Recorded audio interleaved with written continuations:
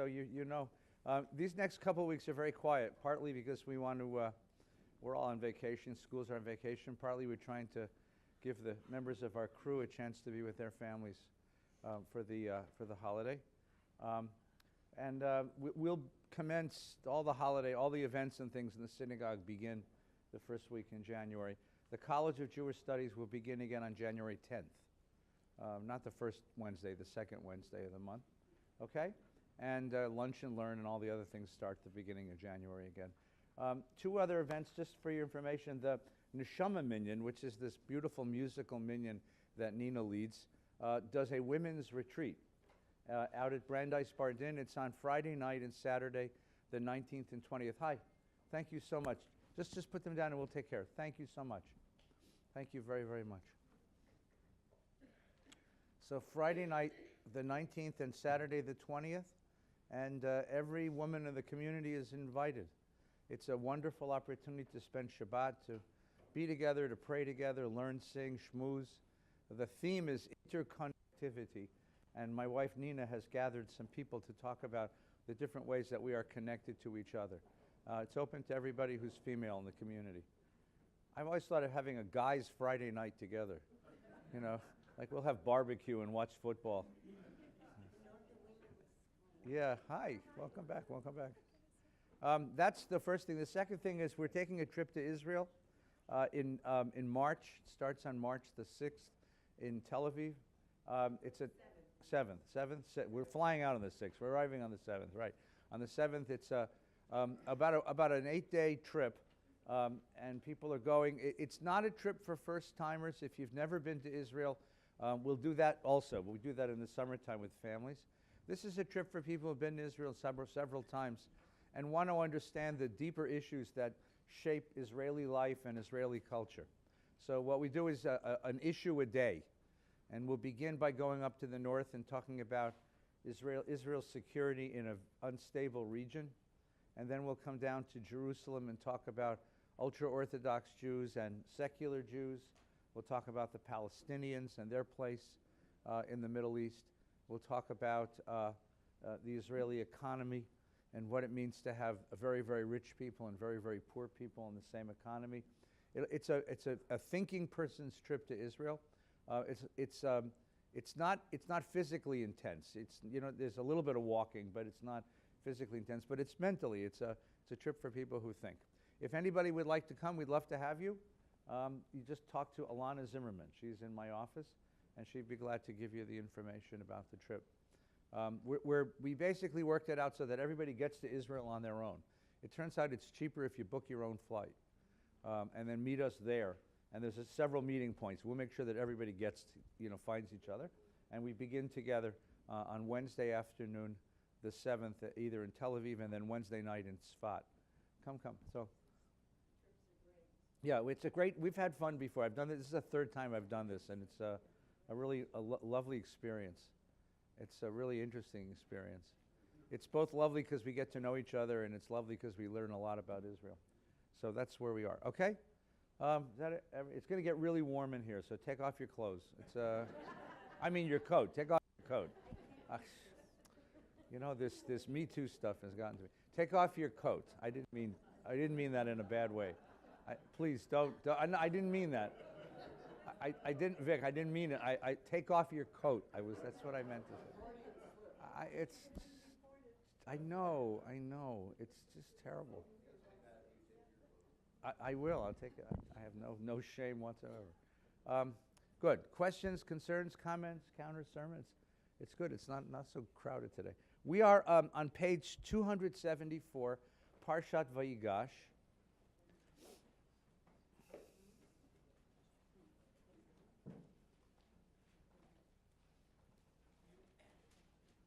Someone sent me a wonderful email this week. It was a very revealing email.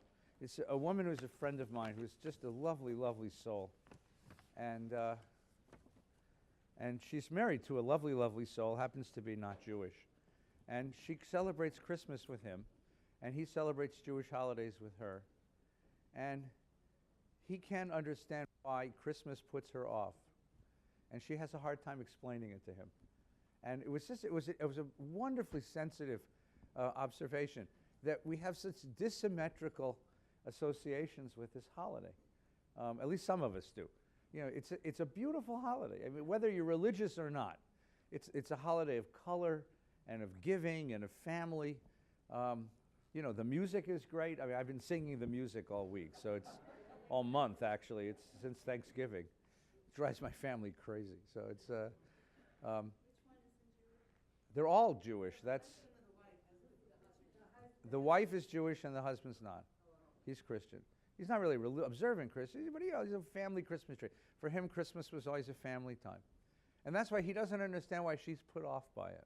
So I try to explain to her that for Christians, the association of Christmas is all of these warm, wonderful things. It's what Pesach is to us, right? It's family, it's food, it's giving, it's color, it's decoration, right? It's a wonderful life, you know. I mean, it's a, you know, it's all those wonderful songs, all the songs written by Jews, yeah. No, but you see what the Jews did. But this is the point of it. If you listen to the songs. This was a famous observation of Irving Berlin. Irving Berlin wrote the two great songs. He wrote White Christmas and Easter Parade. And both of them, he took Jesus out of it, right? I'm dreaming of a white Christmas, just like the ones I used to know. Not only did he write it in Beverly Hills, but the greatest Christmas movie of all, which is It's a Wonderful Life, takes place in Bedford Falls, which is right over here on Balboa. No, it's true. Bedford Falls, It's a Wonderful Life was filmed on the RKO Ranch.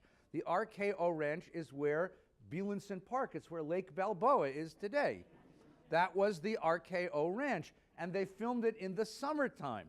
All the snow is fake, right? All the snow is little plastic thingies coming down. You could do that. When you had black and white photography, cinematography, it was much easier. But that's where, it's right here.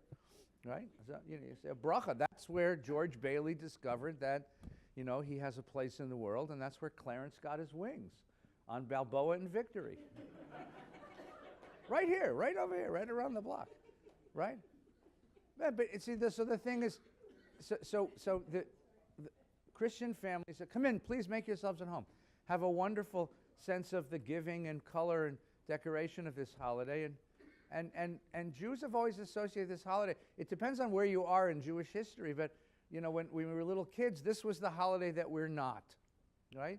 This is the one time of year you feel like you're not part of the mainstream, right? Not part of it. And contrast that, for example, with Thanksgiving. Thanksgiving's not a Jewish holiday, but we all do Thanksgiving. I mean, first of all, it's a damn good thing that the pilgrims chose a turkey and not a ham, right? But more than that, Thanksgiving's not a Jewish holiday, but I can participate in it because there's nothing in it that excludes me. In fact, it invites me in because my narrative and the Thanksgiving narrative of leaving a place of tyranny, of coming to a place of freedom, of giving thanks to God, of having a meal to say that, is an intensely Jewish narrative. The Christmas story, you know, is always the time when a Jewish kid feels, you know, this is not you. You know, this is not you. I told you, my son wanted to sit on Santa Claus's lap, you know. Yeah, well, my son I was in the mall, and he was a little guy, and he said, Abba, I want to go. All the other kids, you know. I said, what, you know, kid, it's the only time I ever said to him, your mother's a rabbi, your father's a rabbi, how would it look, you know? It's the only time in his life I ever said that to him. I said, I'll tell you what, let's go pet the reindeer, I'll buy you an ice cream, you know. I did it a Jewish way, I bought him off with food, you know. And he was okay. I mean, you know, but it's the only time that you're not, you know, that's not us. Yeah, please, Stuart. The thing that we were talking about this week was the Christmas and celebration and how difficult it was for us to sing the Christmas songs, particularly with the name Jesus. Yeah. And that was, you know, we Yeah. mumbled. Yeah, so you sing all the other ones, you know. But back when I was growing up, Yeah. both of those were very, very religious. A lot of them are very religious. Right, and to, look, because, you know, from a universal standpoint, I mean, I used to like to go to Christmas prayers because as a student of religion, it's a beautiful experience. I mean, here is hope. Hope represented by the birth of a child. Hope represented by, you know, the birth of a child in the worst of circumstances, a manger of all places. You know, it's a symbol of hope, of redemption, of new possibility born into the world. It's a beautifully universal script, right? But Jews, you know, associated this as everything that we're not. So it became the one time of year that we were sort of excluded, and that becomes so that it's an interesting time. So I mean, you can enjoy it and then not enjoy it. You know, I told you we went to my mother when we were little kids, and all of our neighbors had these beautiful Christmas trees, including the Jewish ones. You know, just beautiful Christmas trees. And we went to Mom and said, we want one too. And Mom said, to our complete chagrin, Mom said, sure. Really? With the tinsel and the lights and the star and everything? Sure, you can have it all in July. Because in July, it's just a pretty thing. In December, it's a religious symbol, you know, the symbol of identification. You want one? Get one in July, you know. Yeah. What did you advise the woman? Well, I tried to help her understand why. She didn't understand why she has an aversion to Christmas. But she had to say something to her husband. Yeah, so she had to explain to him the dissymmetry, because a Christian, and I've had Christian friends who told me the same thing, like, what are you so hung up about? It's a beautiful holiday, come and enjoy it. And I say, yeah, but it's the holiday that we associate with, that's not us, right? It's the not us, but it's the one time of the year you guys push us away, you know? And you have to know that and it's the one time of year we assert our distinctiveness, right? Jewish life is always lived on a continuum. We talked about this with Hanukkah. Jewish life is lived on a continuum between integration and distinctiveness. We've always sought to integrate into the societies we've lived in, and at the same time we've always maintained a sense of distinctiveness. And that spectrum is a difficult spectrum. Come here, I got plenty of room. Got seats right and left. It's a good morning to be here. Every morning is a good one. But you know, integration and distinctiveness is really the dynamic of Jewish identity. And the question is how integrated and how distinct, right? So my Chabad cousin who wears black and a fuzzy hat and, you know, doesn't have a television in his house and doesn't read a secular newspaper has a different sense of where he needs to be on the continuum between integration and distinctiveness than I do, right? And I have my own mishigas, you know, I don't eat certain things, and I keep Shabbos, and I speak this funny language all the time, you know, and I have a different sense than where other Jewish people have. But Christmas is one of those moments when we assert the distinctiveness and not the integration, and that's the issue. And I try to help her understand that. And the question is, so what are the boundaries between distinctiveness and integration, and can you participate? You know, this is an interesting thing. There's a new halacha for mixed families. Can you participate in family Christmas celebrations without losing your distinctiveness, your identity? And that's a very interesting question. And given the fact that so many Jewish families are now mixed families, you know, the question of how you negotiate this is a really interesting thing. I mean, somebody put out a comedy thing called The Mishnah of Christmas. Do you ever see this? No. Oh, I can send this to you. I shouldn't put it up because it's a little. It's like if Jews had Christmas trees, what would we do? You know, so it begins by saying you put up the tree the day after Thanksgiving, and you take down the tree the day before President's Day. That's what Rabbi Meir said. But Rabbi Yehuda said you can go until the first day of baseball season, unless the leaves have filled your living room. And how tall has the tree got to be, and how short has the tree got to be, and I mean, it's if Jews, you know, because what we would do is we would be pedantic about how to, you know, we would do to Christmas what we did to Pesach, you know. You know, we'd walk around going, your tree's just not kosher enough for me, you know. I'm not going to have dinner with you. That's what we would do, right, Stephen? Yeah. Two quick things. When he was talking about the music in the Chicago Public School District, we had to sing Silent Night. I had no idea what that was, especially the words Vayigash Parsha. Yeah, right. What the hell is that? Yeah. My dad in the 30s, Yeah. were very Orthodox, but he told my bubby, I want to hang up Christmas stockings. Right. So she said, go hang them on the porch. He did. The next morning he ran out and came back and said, Santa Claus stole my socks. See, these are beautiful stories of integration and distinction. I mean, this is our story. Yeah. Eli.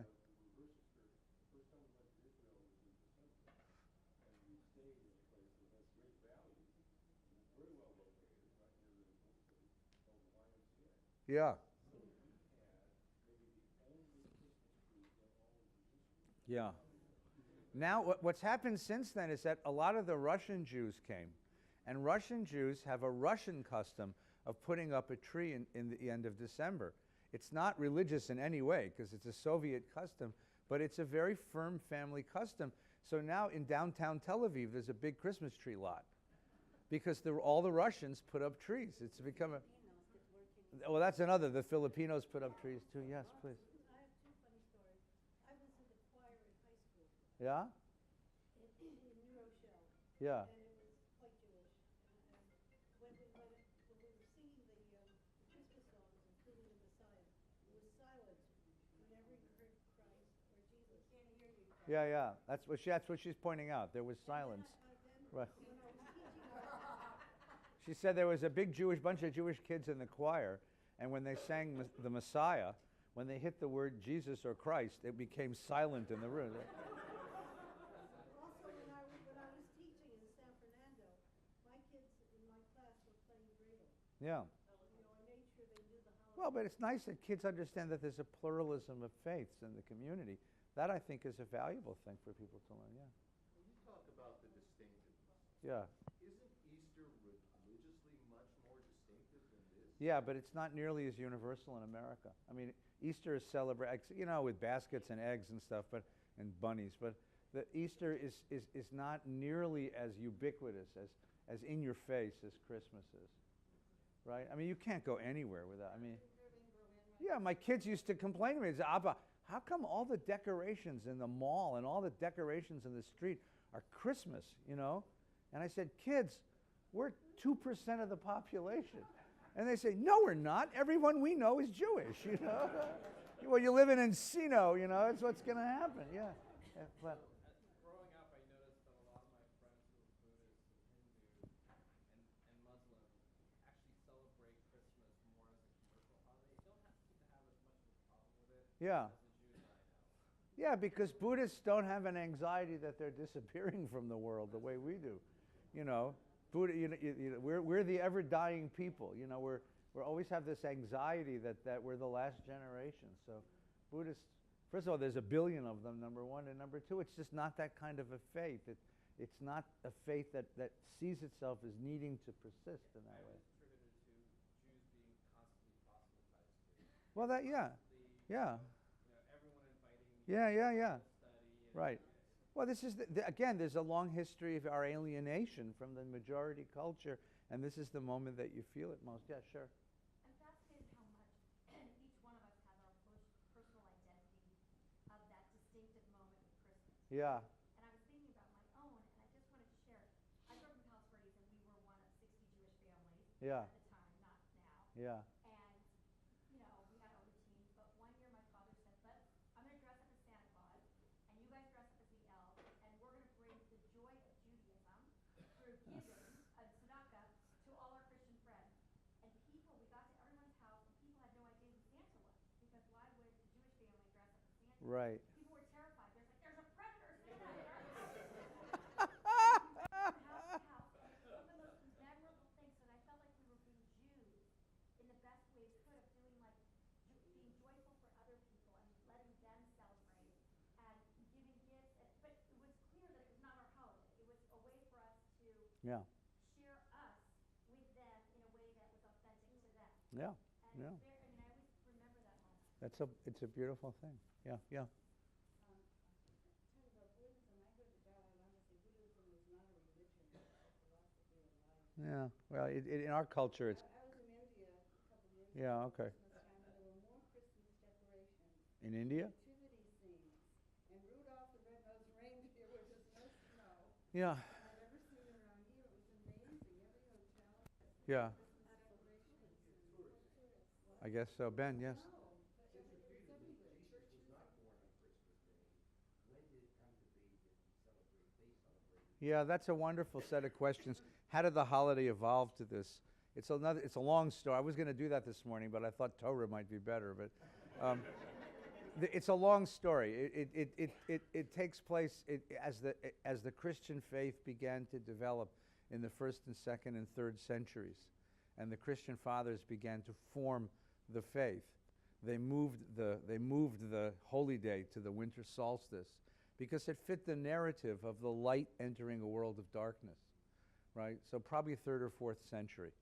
Santa Claus is much later. I mean, Santa Claus, there's traditions of St. Nicholas and others that were Northern European traditions, but the Santa Claus that you and I know is largely development of Coca-Cola advertising, you know, that fellow, you know, plus the poems and stuff. Yeah, Eileen, yeah. I'm gonna take the other side for a moment. Yeah, yeah. And in all my years of doing the work that I did with interfaith couples, I just want to say this was always the most difficult emotional issue Yeah, yeah, it is. for people to let go of. Yeah. And I just want to say I think it's incumbent on us as the Jewish community to really acknowledge and embrace those people who join our community who are able to let go. Right, or even not, even just join our community, right, Yeah, and to appreciate what an emotional, right. what a sticking point this can be. Well, my friend was very sensitive in asking the question, and then she wrote me back and said that she and her husband had a conversation, and they understood each other for the first time, at least on this issue. 'Cause they really listened. They really listened to each other. All right, let's get back to Torah. Is that okay? We're on page 274. So let's take up the context, okay? So we're going to leave Christmas behind and come back to the Torah. Although there is a Christmas part of this. We'll get to that later. The end of the book of Genesis is a novella. A novella is a short piece of literature that has its own sort of boundaries and tells us a distinctive story. And the story is the story of Joseph. It covers 3 Torah portions, okay, Vayeshev, Miketz, and Vayigash. And it sums up the great questions and the great issues and the great drama of the book of Genesis. And this Torah portion, today's Vayigash, is the 3rd in the trilogy, okay? And this is the Torah portion in which the whole of the book of Genesis resolves. All the questions that we were raising in the book of Genesis about brothers and what they mean to each other, about fathers and sons, about the role of God in Jewish, or in history, human history, how God functioned. You want to come sit down now? All right, okay, good. We'll see you later. Welcome home. Yeah.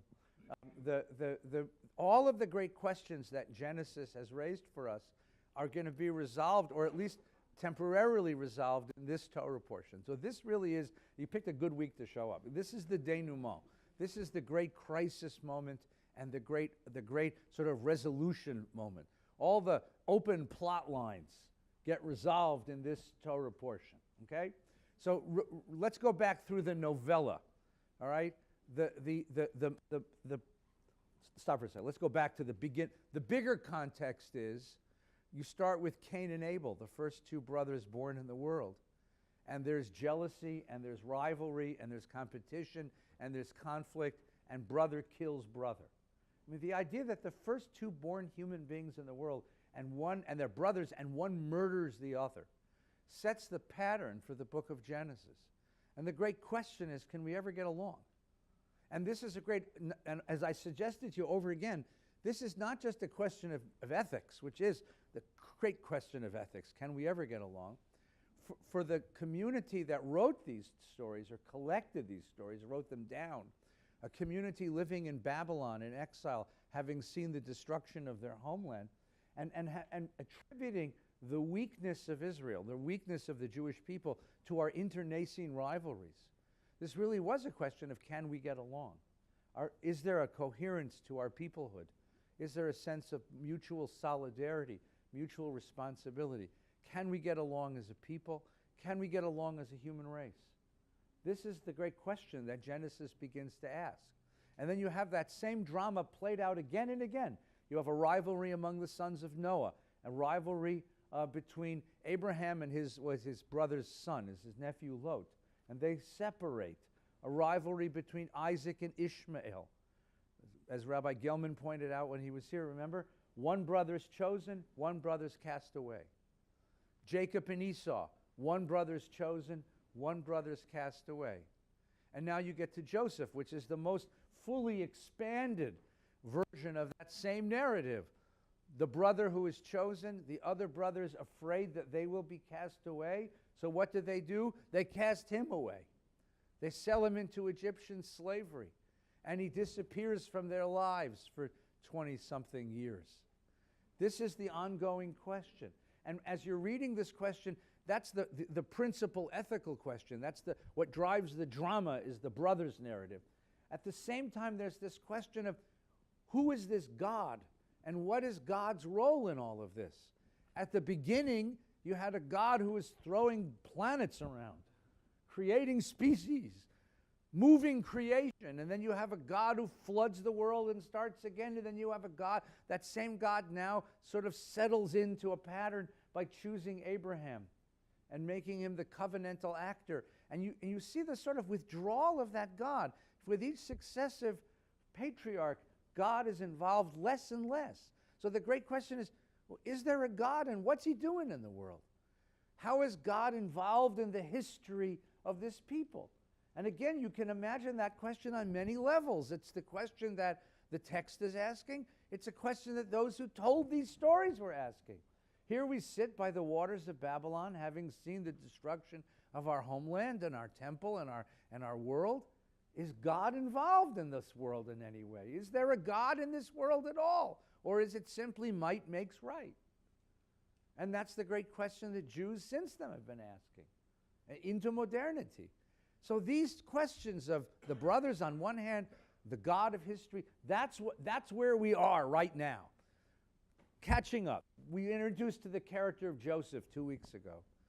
Bratty, egocentric, arrogant teenager. Anyone ever have any of those in your house? Right? I have dreams. The whole world bows to me. Egocentric teenager. King baby is what Freud called it. Brothers can't stand him. The brothers sell him into slavery, or plan to sell him into. In any case, he disappears from the family. And then we go through these machinations. We have two lines of plot. What's happening to Joseph and what's happening back home. Joseph goes to the house of Potiphar, where he becomes powerful, and the wife of Potiphar tries to seduce him, and he ends up in the prison. In the prison, he meets the cupbearer and the baker. He interprets the dreams. He begs them not to forget him. At the end of 2 weeks ago, they forget him. They forget him, and there he is in the middle of nowhere, in the hole, in the pit. And then he's brought up from the pit to interpret the dreams of Pharaoh. He gives Pharaoh a way out of the famine, and he becomes the second in command of all of Egypt, and he saves Egypt from famine. And now, on the other side, the brothers' narrative, right? The brothers are facing famine in Canaan, and the brothers come down to Egypt, and the brothers stand in front of Joseph, and he begins to toy with them. First, he takes one of them as a captive. Then he demands that Benjamin be brought down. And Benjamin is brought down. Benjamin's his only full brother, right? Benjamin's the child of Rachel. They're both the children of Rachel, the favored wife. And then he has the cup. Remember the story? He has the cup put back in the bag of Benjamin, and he sends his constables out to get him, and they catch him, and they find the cup in Benjamin's bag, and they bring him in, and he threatens to keep Benjamin. So now we are in the court of the Pharaoh, in the chambers of Joseph, who is the premier of Egypt. And Joseph, please come in. Please come in. And Joseph is holding Benjamin. And the question is, what are the brothers going to do? Come in. We have a seat? No, we got a seat for Mickey?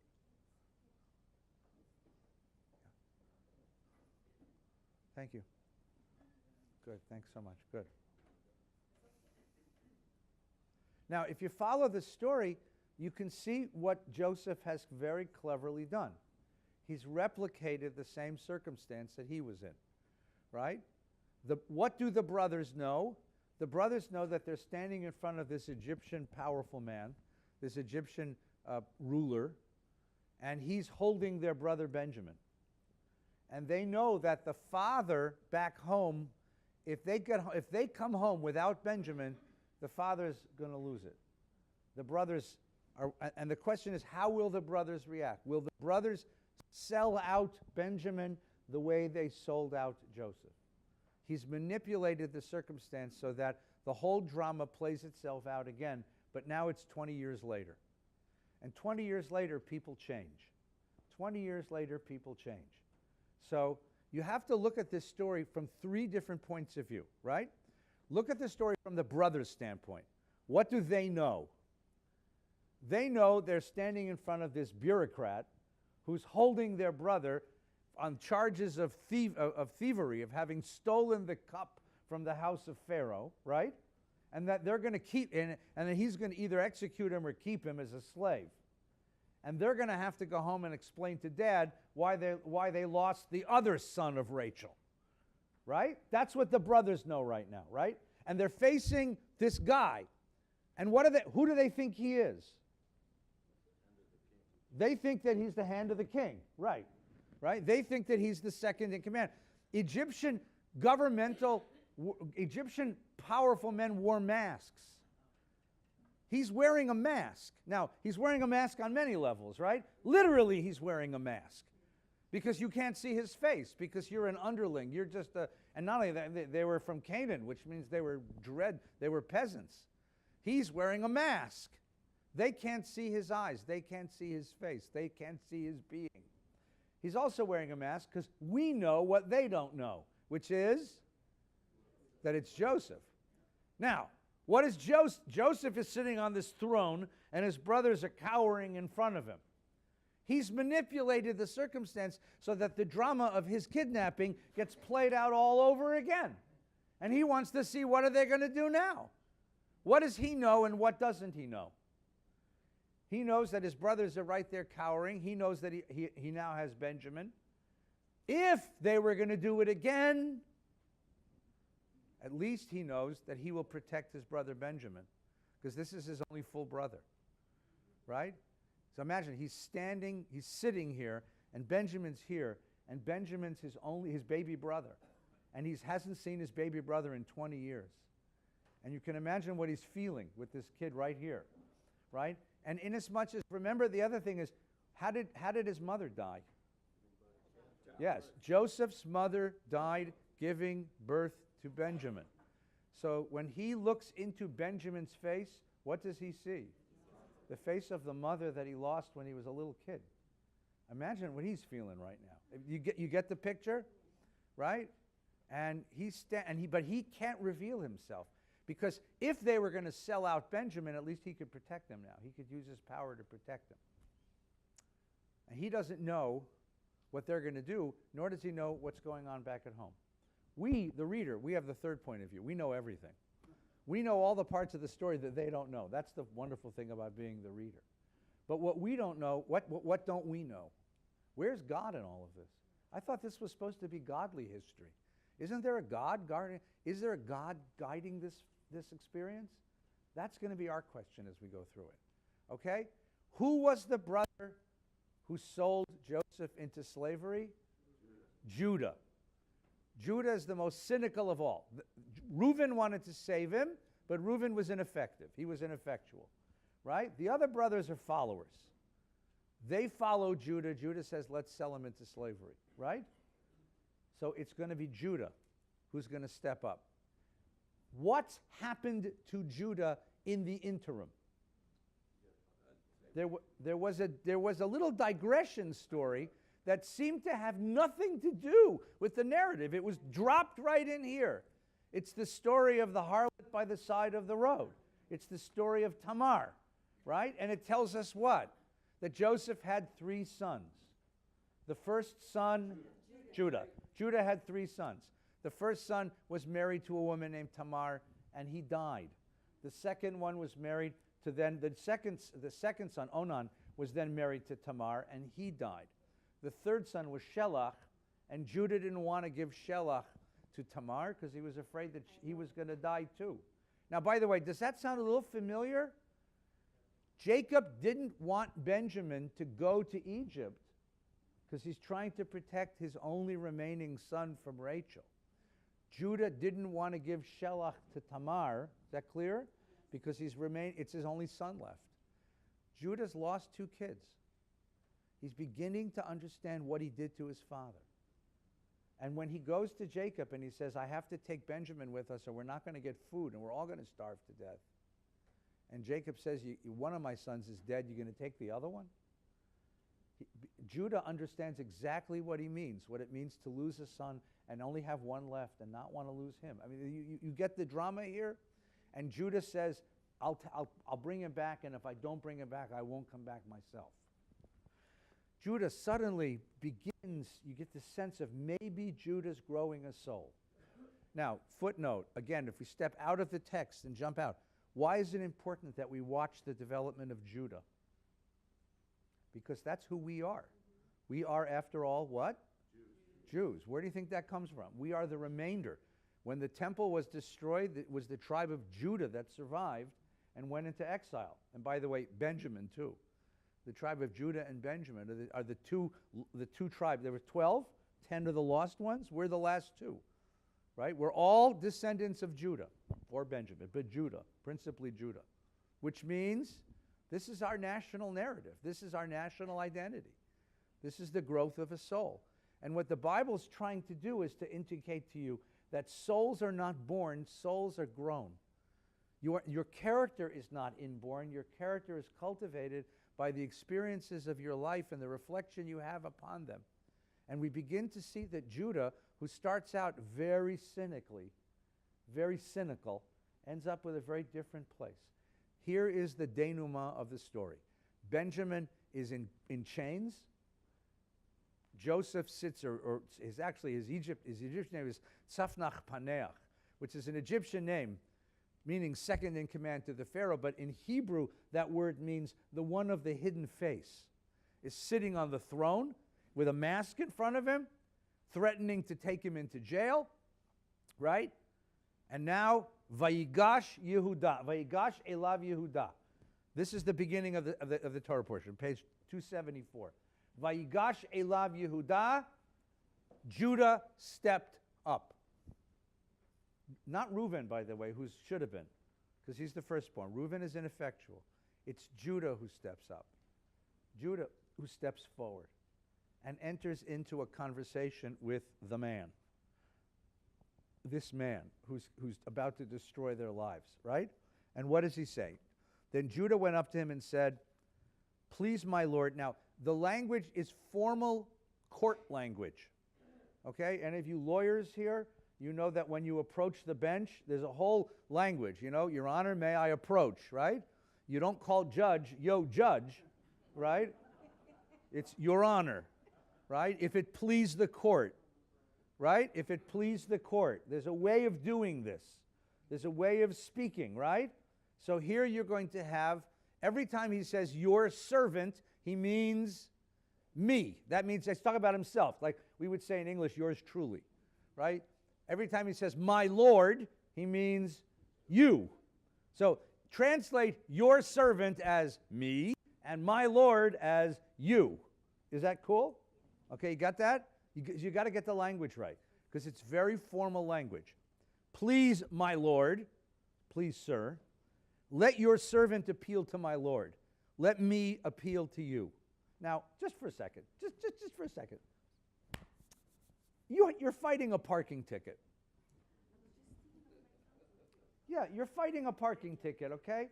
All right, you're standing in front of a faceless, emotionless county bureaucrat who holds your fate in his hand. Your $73 parking ticket. What do you say to him? What appeal's going to work? Now remember, you can't see his face. He's wearing a mask. What appeal would you normally expect Judah to make? If he's talking to a faceless Egyptian bureaucrat and he wants to get his brother out of jail, well, what do you think he would do? How would he approach the situation? Well, it could be humility, but you would begin with something. Listen, tell me what the fine is, and I'll pay the fine. Right? You know, we acknowledge that our brother did something he shouldn't have done, but he's young and he's impetuous. Your Honor, I will pay the fine. I'll double the fine. I'll make a contribution to your favorite charity. Right? we have some judges in the room, right? How do I buy a judge? I mean, if I don't worry, don't shake your head, Eli. I need to know this. I mean, you know, if I want to get the judge on my side, what do I say to him? You know, Your Honor, I apologize for the bothering the court is a trivial matter. I will pay the fine. I'll pay double the fine. I'll make a I understand that Your Honor is involved in Valley Beth Shalom. I'll make a very large contribution to the rabbi's discretionary fund. Just let my brother go. Judah doesn't do that. For some reason, he realizes that ain't going to work. He doesn't talk he doesn't appeal to him on a bureaucratic level. Look at what he says to him. Just look what he says to him. Let your servant appeal to my Lord. Do not be impatient with me. I'm going to tell you a story. I want to set the narrative straight so you see from our point of view what just happened. Now, by the way, this is how you fight a ticket. Have you ever had to fight a ticket? Your Honor, let me explain to you. I was in the intersection, and this is what happened. Right? You try to frame the circumstance from your point of view. You who are the equal of Pharaoh. You do butter him up, after all, right? My Lord asked his servants, you asked us, have you a father or another brother? And we told him. Now, that's an interesting question. He'd asked him, is your father alive? Do you have a father or another brother? Having been sold into slavery himself, he could have only imagined what they did to the father. They could have killed the father. I mean, this is probably one of his fantasies, right? They went back and killed Dad. They did to Benjamin what they did to me, right? And we told you, we have an old father and there's a child of his old age, the youngest, his full brother is dead. That's him. This is the first time he realizes that the family thinks he's dead. One of the questions Yitz asked us last week, remember? Why did Joseph never phone home? No, seriously. He's the prime minister. He has email. Why didn't call your dad? He gets to Potiphar's house. You say to Potiphar, my dad's the richest guy in Canaan. Name your price. He'll bail me out. Why did he never phone home? And then the other question is, why did Jacob never come looking for him? If he believed that he was sent down there, why does Dad never come rescue me? And now he figures out why. Why did they never come rescue him? Because they thought he was dead. They didn't know that he was still alive. He didn't know that. Now the story's beginning to open up, right? So that he alone is left of his mother, and his father dotes on him. Now, that's interesting, right? His father dotes on him, right? Va'aviv ahevo. His father loves him.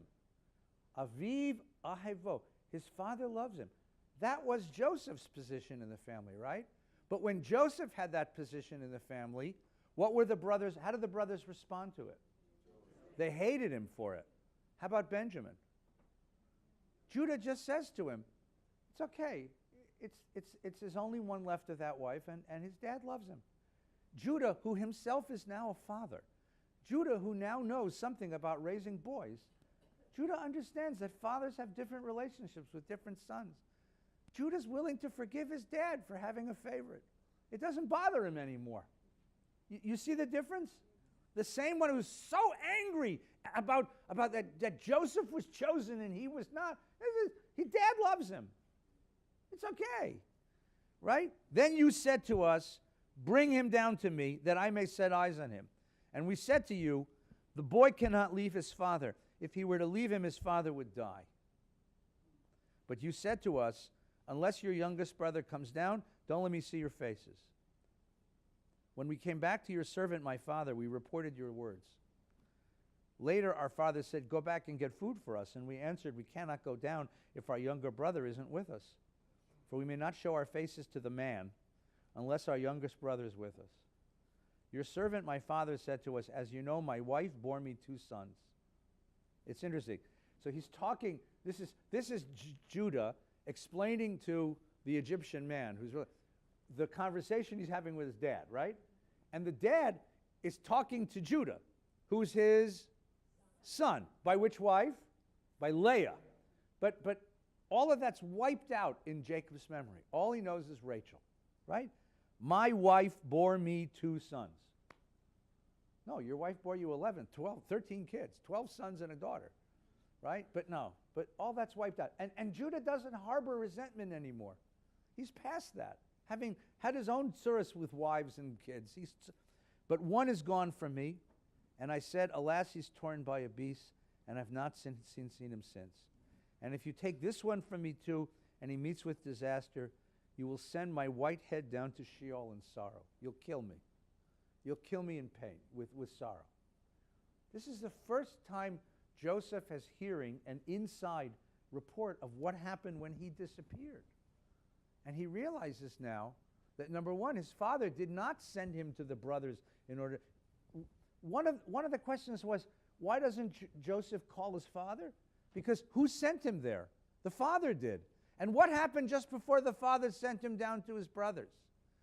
He reported the dream of the sun, the moon, and the stars, and the father was upset with him. So Joseph had reason to believe that his father was in on the plot. He believed all these years that his father and brothers conspired to kill him. And that's why he didn't call home. He spent 21 years angry with his father and with his brothers. Rabbi, explain that again. What? Okay. Why doesn't Judah, you guys okay? Why doesn't Joseph call home? I'm trying to figure out why Joseph doesn't call home. Here's why. He liked his life in Egypt. Wait, no. When he named Menashe, he said so. Well, hang on a minute. We'll come back to that. It's a very, very important point. Why doesn't Joseph call home? What happened? Who sent him to see the brothers? Jacob, the father. What happened just before Jacob, the father, sent him? Just before Jacob, the father, sent him down to the brothers, Joseph reported the second dream, the one where the sun, the moon, and the stars bowed down to him. And it says his father was angry with him, and his father remembered it. So his father rebukes him, and then his father sends him down to the brothers, and then he gets kidnapped and taken into Egypt. What does he think? Dad was in on it. Dad wanted to get rid of me. Didn't your father ever say that to you? My father used to say that to us all the time. I'm going to send you to reform school. I don't know what reform school is, but that's what Dad used to, I'm going to send you to military school. Right? My father used to threaten us. He never did, thank God, send us to college, that's all. But he never did. But Joseph has this memory of his father being part of it, and that's why he wanted nothing to do with them. Right? Take a look just for a second, because I think, no, 256. Just put a finger here. Don't go too far. 256. He has spent the last 21 years rehearsing the fact that he was rejected by everybody in that household. So when Joseph finally makes it as the premier of Egypt, and he's married to the daughter of Mrs. Robinson's daughter, right? What was in The Graduate? What was her name? Elaine. He's married to Elaine. At the end, this happens, right? Right? His wife is the young. Anyway. Before the years, verse 50 on page 256. Before the years of famine came, Joseph became the father of two sons. Asnat, daughter of Potiphara, priest of On. So he marries the high priest's daughter, right? Cool. Bore him. Joseph named the firstborn Menashe, meaning God has made me forget completely my hardship and my parental home. Beit Avi, not parental home, Beit Avi, the house of my father, right? And the second one, Ephraim, meaning God has made me fertile in the land of my affliction. So I have two kids. The first one is, I'm trying to forget what those bastards did to me. And the second one is, I've done okay far away from those sons of bitches, right? Literally, that's what it means. That's what his kid, come in to dinner, I mean, that's what all the bowling, the Little League trophies and the soccer trophies say. I don't have to, now we know. But now he discovered something that he never realized. He didn't know that Dad mourned for him for 21 years. It never occurred to him. It actually occurred to him that maybe they killed the father. But it never occurred to him that his father was alive and grieving for him for all these years, right? Now we go back to 275. And if you take this one from me, meets with disaster, you'll send my white head down to Sheol. If this son doesn't come home, I'll kill my father. Now, listen, here comes if this doesn't bring you to tears, this is the greatest soliloquy in the Bible, right? If I come to your servant, my father, and the boy's not with us, since his whole life is bound up with his. Nafsho kshura b'nafsho. We say this at weddings. A soul entwined with a soul. A soul entwined with a soul. A soul tied to a soul. They are inseparable. If I come home and I don't bring back this boy, right? When he sees that the boy's not with us, he will die. And your servants will send the white head of your servant, our father, down to Sheol in grief. We'll kill our dad. Right? Now, I can't face that. In parentheses is, I can't face that. I can't see my father. I saw my father grieve for 20 years. I can't see this again. I won't see this again. I would rather be a prisoner in Egypt than to go back and see that.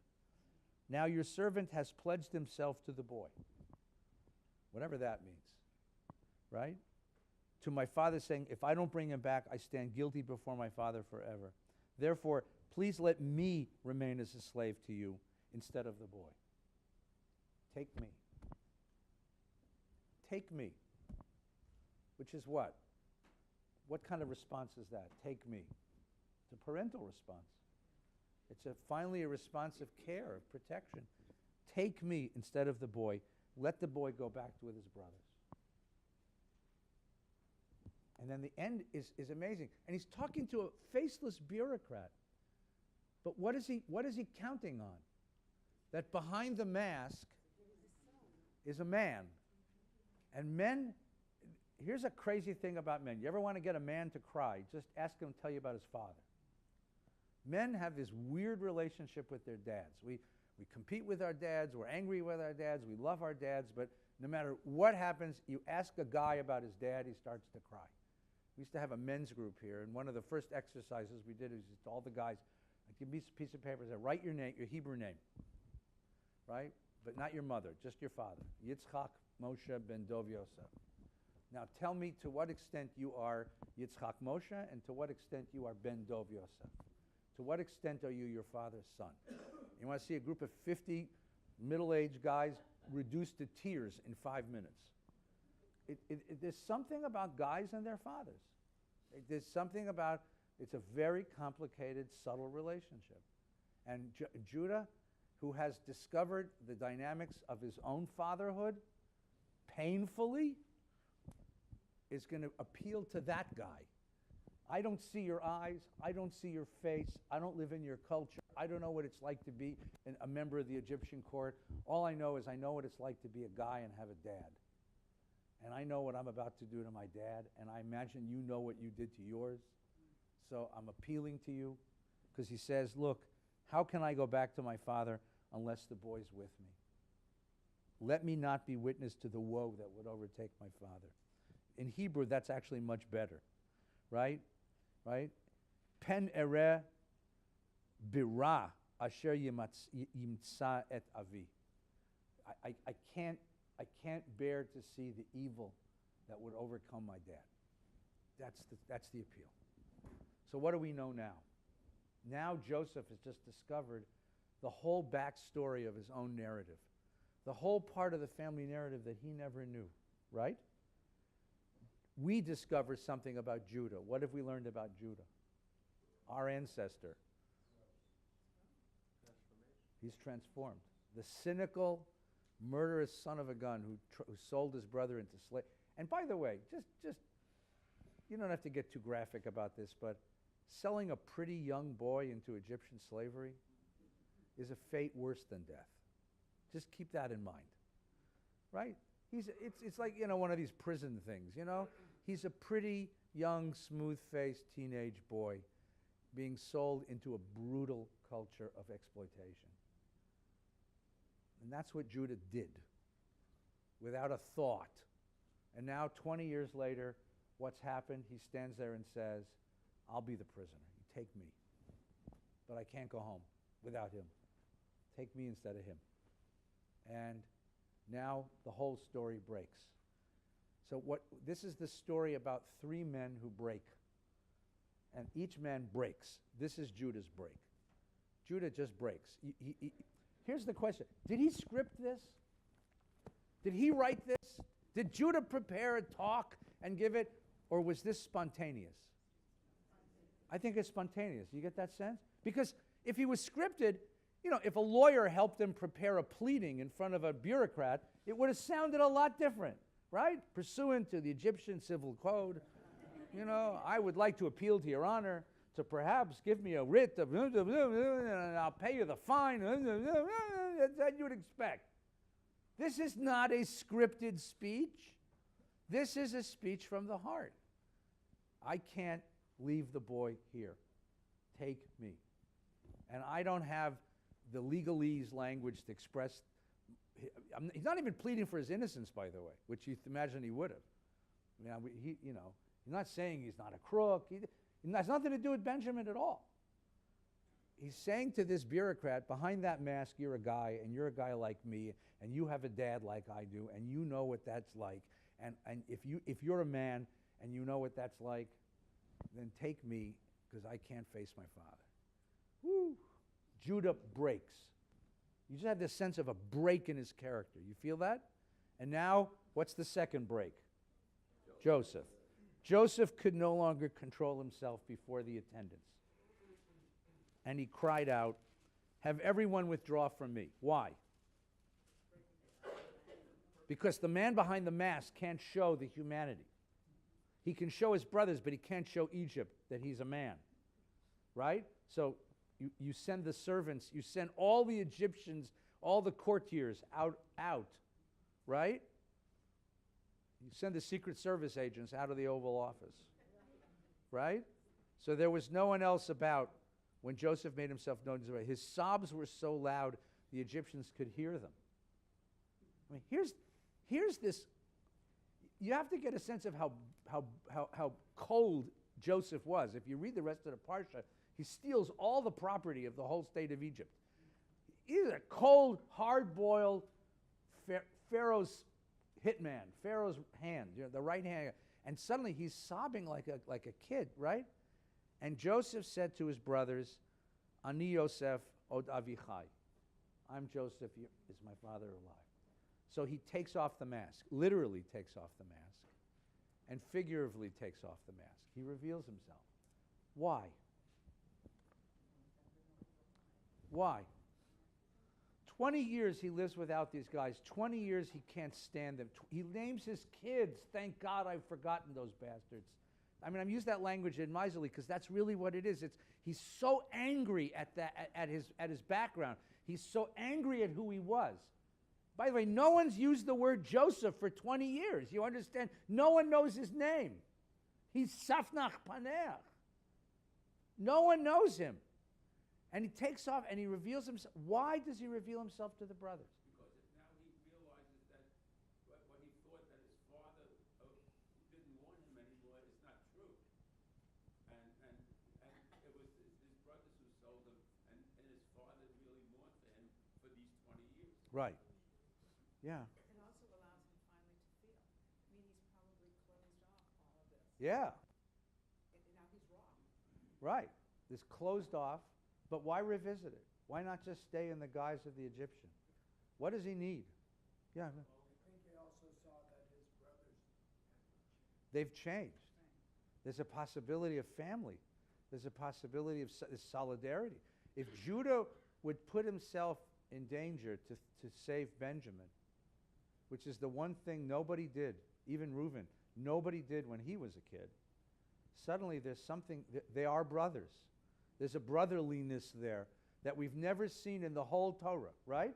From Cain and Abel down through the generations, we have yet to see. The closest we got was when Jacob and Esau, after 20 years, come together, and Jacob says to Esau, to see your face is like seeing the face of God.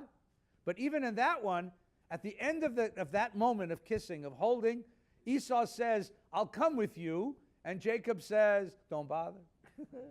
And Esau says, no, I want to make sure you're safe. I got these guys. No, we'll be okay. You go that way. I mean, the moment lasts but a moment, right? This is different. This is the first time brothers can realize that they actually need each other. The man is 40 years old. He's 17 when he was taken prisoner. It's been 21 years. He's 38 years old. What does a man discover on his 40th birthday? He can be the king of Egypt, but he still needs somebody. He needs people. He's lonely. He needs brothers. You need someone who knows your name, someone who knows your story, someone who knows who you really are, someone who knows your heart. You need people. You need people. He's lonely. It's lonely sitting up there on a stage with a mask on. No one knows who you are. Yeah, you got the girl, but the girl doesn't know your name. She thinks you're Tzafnach Paneach. That's the man she sleeps with. Everybody in this story sleeps with the wrong person, you realize, right? Right? No, seriously. Jacob sleeps with the wrong person. Judah sleeps with the wrong person. And Mrs. Potiphara is sleeping with the wrong... And he wants someone who knows him. Suddenly, he breaks because he wants brothers. And this story says, maybe we can talk and be brothers. Maybe it's possible. Sherry, go ahead. Please. I don't know. Tell me. I want to know that. See, that's the break. Judah breaks when he realizes that he loves his father and he wants to protect his father. And his role in life is to protect the father and protect the brother. That's Judah's break. He suddenly discovers his menschlichkeit, his manliness. That manliness is not power. Manliness is responsibility, care, and protection. That's Judah's break. Joseph breaks at this moment when he realizes he wants to forgive. He's ready to forgive, right? And forget. Not forget, but to forgive. By the way, if you call your kid what they did to me, you never forget, right? You forgive, but you don't forget, And you'll see there's a lot of forgiving and forgetting in this story. You never forget. But he's willing to forgive, and he's willing to embrace his brothers. That's a wonderful question. What does it take to forgive? What does it take to forgive? That's his break. That's the moment he breaks down. Yeah. He may be doing that to them, but they're not doing that to him as revealed next week. Oh, you're going to jump ahead next week. Talmud Chacham. Next week his brothers read The Godfather. Yeah, well, they read it here too, because it's... let's go a little farther in the story. Yes, Eli. Well, I don't know what the answer is, but I know that Joseph set this up, but we haven't talked about it. Yeah. That it wasn't that Benjamin stole from the thing, that this God or whatever it is was planted Yeah. on Joseph's word. So Joseph had something in mind that was going to happen, Yeah. and it was not what he expected. Yeah. What do you think he expected? He expected that they would abandon Benjamin the way they abandoned him. That's what he expected. And that way, he could take custody of Benjamin and protect his only brother. So they wouldn't do to Benjamin what they did to him.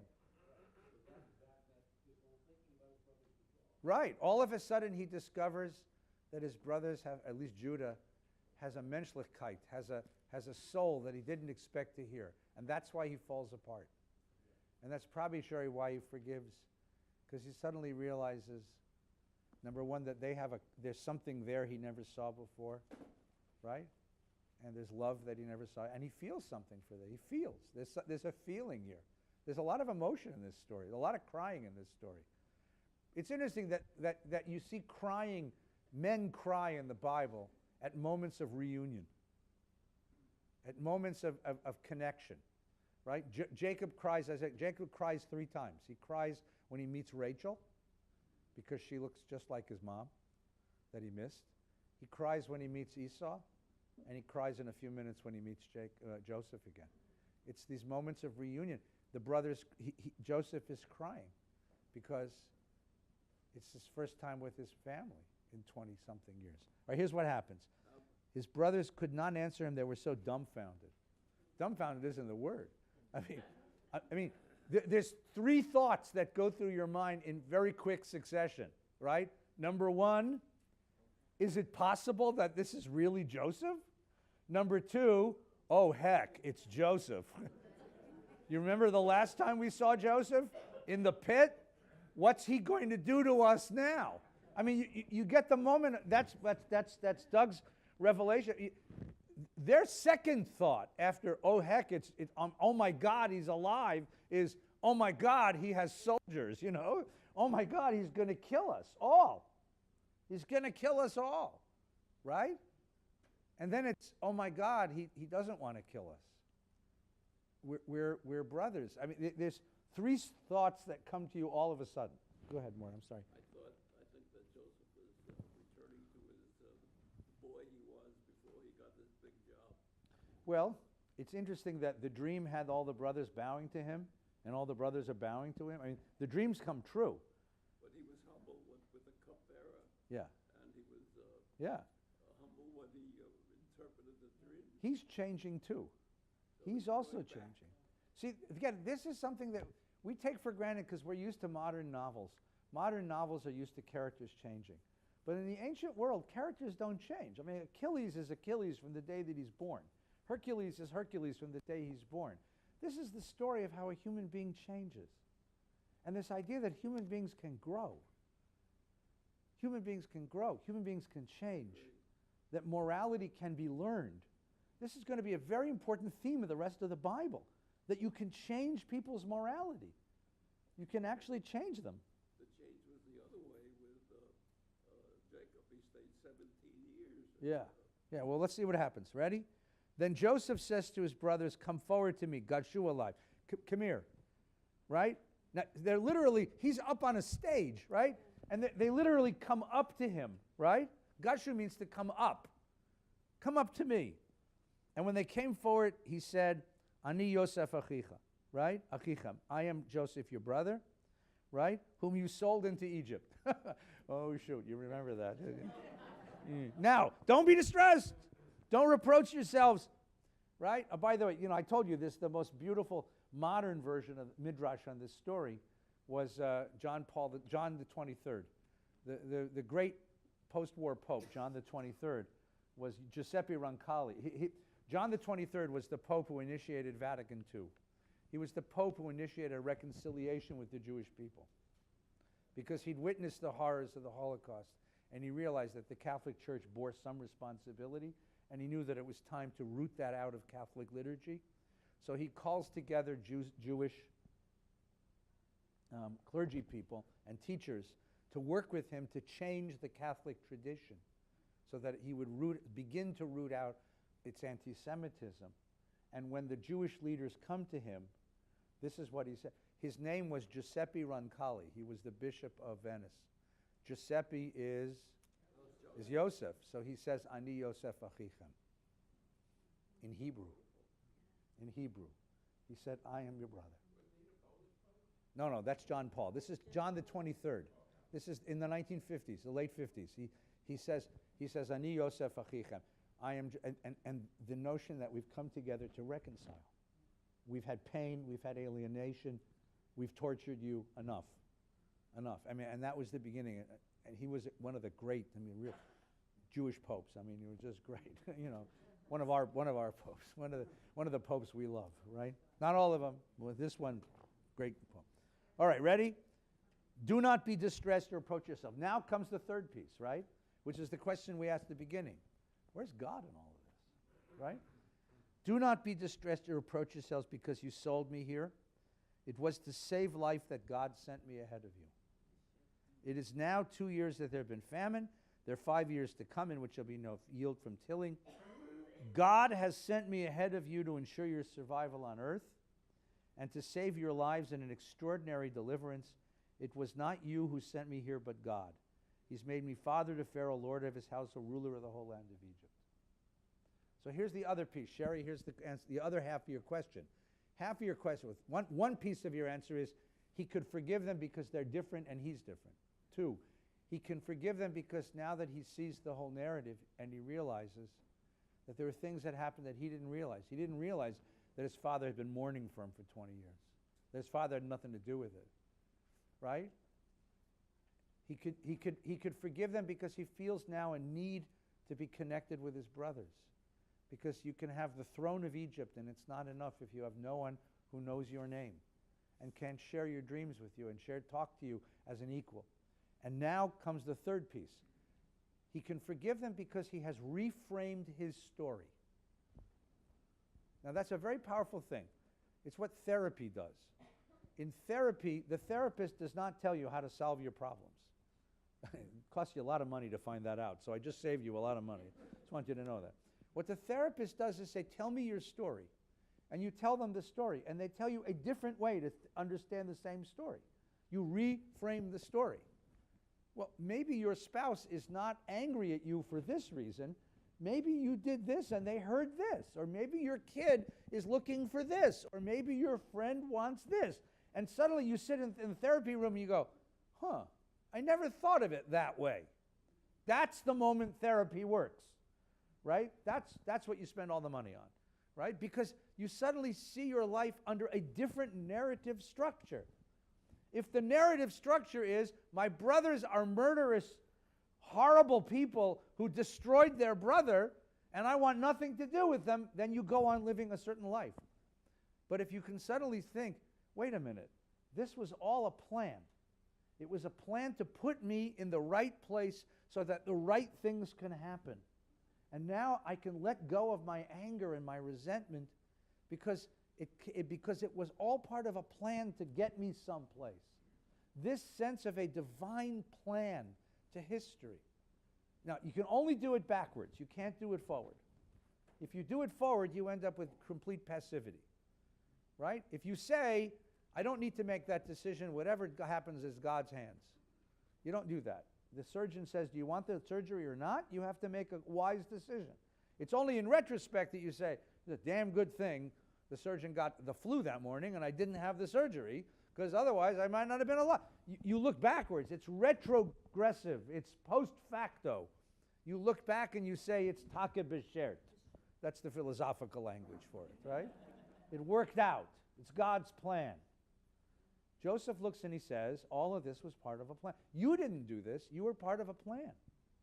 Now, that has all kinds of problems. And where's free will if it's all part of a plan, right?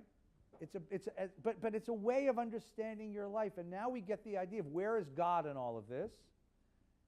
Where is God in all of this? God is behind the scenes manipulating subtly the flow of human events so we arrive in certain places where God wants us to be and God needs us to be. Okay? So what was Joseph's great skill? Interpret dreams. How do you interpret a dream? You see these interesting events and you realize that these events aren't value in themselves. It's not that Pharaoh has a phobia of skinny cows that he has that dream. Everything in the dream is a symbol of something. And if you can interpret the symbols, you can see the message of the dream.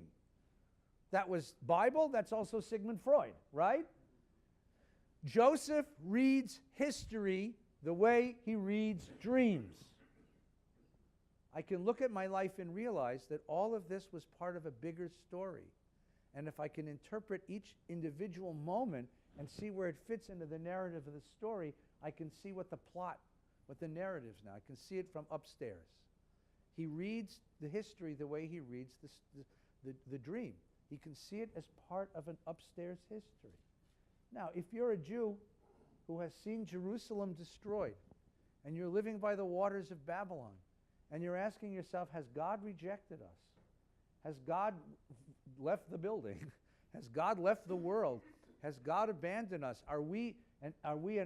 Is the Jewish mission over now that we are in exile? This story says to you, no, you're just at one point you're in Joseph in the prison. But wait, there will be a time when the narrative plays itself out and you will arrive where you're supposed to arrive. All things are part of the great dream. Part of the great, history is God's dream. All the things are part of the great narrative that God has organized. That's the reassurance of the Bible's understanding of God in history.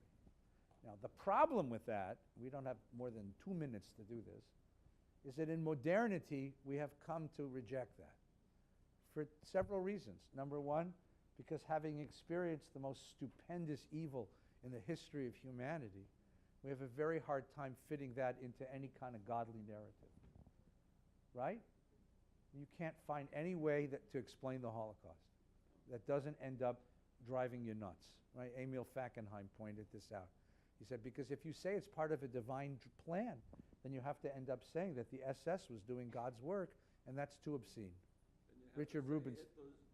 Right. Right. That's number one. Number two is that this, no matter how many times we tell you that this is only in retrospect, you tend to project this forward, and it yields a certain kind of passivity. If it's all part of God's plan, then sit tight. God will come and redeem you. And the Jewish generations of exile who sat by the waters of Babylon, whether those waters were in Spain or whether they were in France or whether they were in Germany, whether in Poland or in Russia, and waited for God's redemption, that idea of waiting for God's redemption because it's all part of God, we rejected that in modernity. The Zionists rejected it and said, this has become victimhood. We are worshiping our own victimhood. We've become self-righteous in our own passivity. That was the Zionist critique of this narrative. And the modern critique is that we control our own destiny. So last week, you heard one of the great philosophers and teachers speak to us, Yitz Greenberg, who said, this is fine for the Bible. This is what he called first era history. Second era history is what the Rabbi said, which is, we're going to create communities of Torah, but we're going to wait for God to redeem us. Third era history, this was Yitz last week, remember? In third era, what do we learn? That this narrative doesn't work anymore. And now, our taking responsibility for our own lives and molding our own destiny, that's what we're here to do. That's the revelation of divine in the world, not the passive waiting for God to redeem us. This is, and it's not just Yitz, by the way, the same idea you'll find in Rabbi Schulweis's writing, the same idea you'll find in Rabbi Hartman's writing. There's a reason why they loved each other, because they all had this basic idea that in modernity, it's human responsibility and human action that molds our destiny, and we're no longer in a position to wait for God the divine narrative to carry itself forward. Waiting got us in trouble. We can't wait anymore. Now, so then the question is, so then what does God do in the world? And that was Yitz's idea of accountability and responsibility. That was the other half of Yitz Greenberg's talk last week. But here you have the biblical idea. You have three men, and we didn't get to the Jacob story, but you can read this one. Three men who reach a breaking point. And in each of those breaking points, Judah's breaking point, Joseph's breaking point, and then Jacob's going to have a breaking point when he comes down and he sees his son. And he sees the son that he lost 20 years ago. And now the whole life seems to make some sense. What did he do at the beginning of his life? He took away from his brother the one thing the brother wanted in life, the father's blessing. And what happened to Jacob? For 20 years of his life, somebody took away the one thing he wanted in his life, the presence of his wife Rachel and the son that Rachel bore him. It's exactly measure for measure, right? It's exactly measure for measure. And Jacob now understands what he did to Esau. And Jacob begins to understand what it is to be a brother. And Jacob grows. Each of these men begin to grow. So the other way to read this is to say that in that moment of breaking, that's where you find the divinity. That's where you find God. God enters the world when a human being realizes, I can't live without you. I can't live without you. Mel. With Jacob taking away Esau's blessing, actually Rachel, Rebecca, egged him on to do that. Yeah, it's always the Jewish mother's fault. Every one of us, we are the men we are because of our Jewish mothers. So let's take a moment and thank our Jewish mothers for all the neurosis that we've suffered. Everyone, have a very good weekend. Take good care. Shabbat Shalom. See you next week. Happy New Year. Good to see you, man. Yeah. How's the baby?